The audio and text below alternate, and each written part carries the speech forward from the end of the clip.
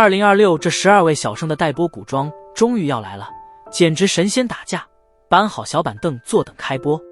上公主云千梦绕这对 CP 可是第3次搭档了，站内预约量直接破200万。和亲公主 vs 寒门谋士的设定简直不要太香，女主是从和亲归来的铁血掌权者，心思很绝，步步为营。她与寒门谋士岩上的博弈是身份不对等却灵魂契合的双向奔赴，两人开局就是利益交换，公主借她的才智复仇，书生借她的势力圆梦，这种势均力敌的情感线才更让人上头。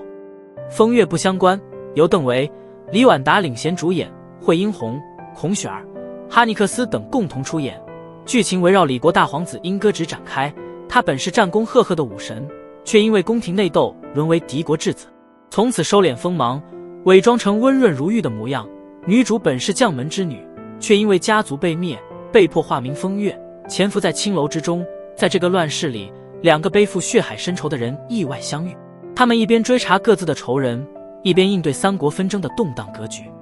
魅影神捕改编自王珂的同名小说，导演曾指导过《陈情令》《招摇》等热门剧集。整个故事围绕着一桩惊天谜案，3人组成的探案小队每个都不可小觑。罗云熙饰演的青阳公子是智谋担当，擅长奇门遁甲与逻辑推理；方逸伦饰演的鬼捕蒙瑞是武力担当，平时冷峻寡言，身负血海深仇；沈雨洁饰演女仵作白珍珠是技术担当，心思缜密，善辩诗语。3人直面傀儡秘术、赤银毒虫等8大诡案。30集内容剧情紧凑，打戏精彩，中式恐怖氛围实时再现，预计7月在爱奇艺播出。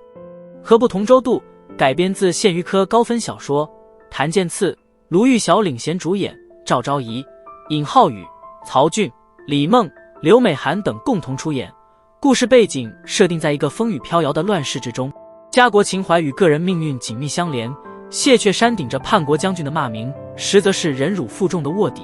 小女贼难一偷取关键荷包，意外卷入权谋棋局，2人结成名义叔嫂，上演一段冷冽又深情的谍影虐恋。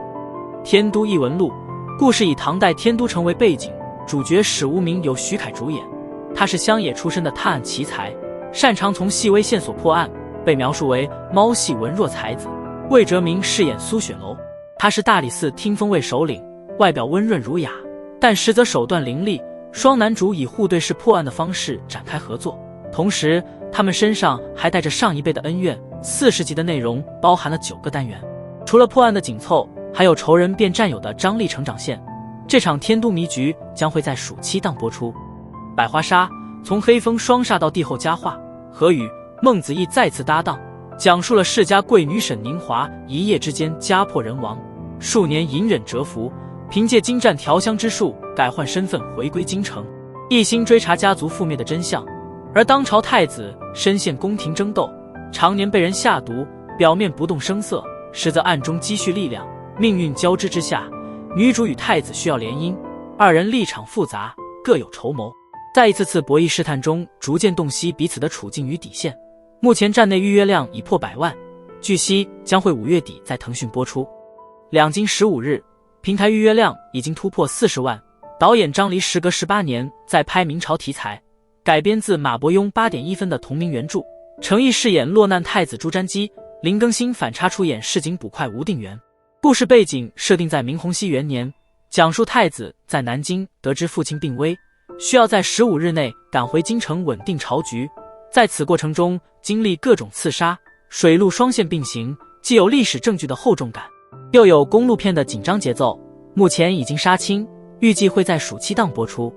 雨霖铃由杨洋、张若楠、方逸伦领衔主演，开端导演加知否编剧，讲述了展昭因手握襄阳王的罪证惨遭追杀，一路危机四伏险象环生，在侠女霍玲珑、锦毛鼠白玉堂的相助下，闯江湖、破迷局、平叛乱，从快意恩仇的江湖侠客，一步步成长为守护百姓的开封府带刀侍卫。剧情巧妙结合了探案、武侠与权谋等元素，以全新视角把三侠五义拍出新角度。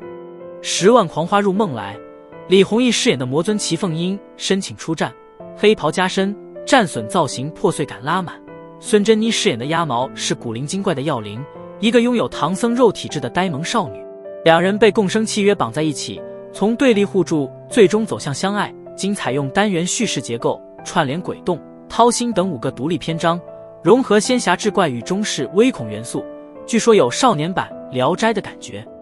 却谷这部剧的演员很有看点，首先是97年的侯明昊与08年的艾米2次搭档，其次还有王以伦、何润东、王丽坤、金莎等共同出演。故事起点充满了算计与无奈。太傅之女谢家瑜因朝堂斗争被迫嫁入晋安王府，成为萧无一的侧妃。两人从一开始就是表面客套，实则互相提防，一次次生死关头让两人看见彼此最真实的样子。他读懂他的伪装，他看懂他的锋芒。